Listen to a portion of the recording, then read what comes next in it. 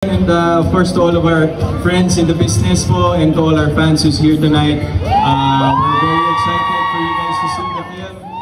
Ito na po yung pinaghirapan namin ng ilang buwan during the beginning of 2024, and right now makikita niyo po muli ang kwento ni Joy and Ethan. So I hope you guys will enjoy the film as much as you guys are gonna be falling in love with the characters. I hope that after the film po, ma-inspire pa rin tayong mabuhay and to do good things to the people around us after this film.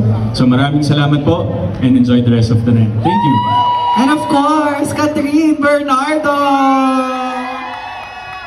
Good evening! Hello to all the fans, to our family and friends in the industry, to our bosses, lahat na nandito to show your support. Maraming salamat. It means the world to us.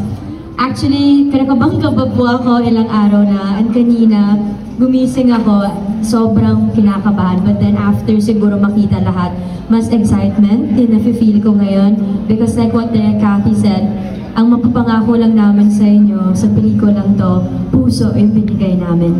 So I hope after you watch this film, yun yung maramdaman nyo. Hindi lang kay Joy at kay Ethan, pero sa buong pelikula. Lahat na nangyayari ngayon, sobra po kami overwhelmed sa support na binibigay nyo. And we all did our part. So ngayon, we lift everything to Him. So let's all pray for the movie. We need all the prayers. We need all the support. Thank you for being here sa lahat ng mga kapuso, kapamilya, lahat nagsama-sama for tonight. And please enjoy the movie. Thank you.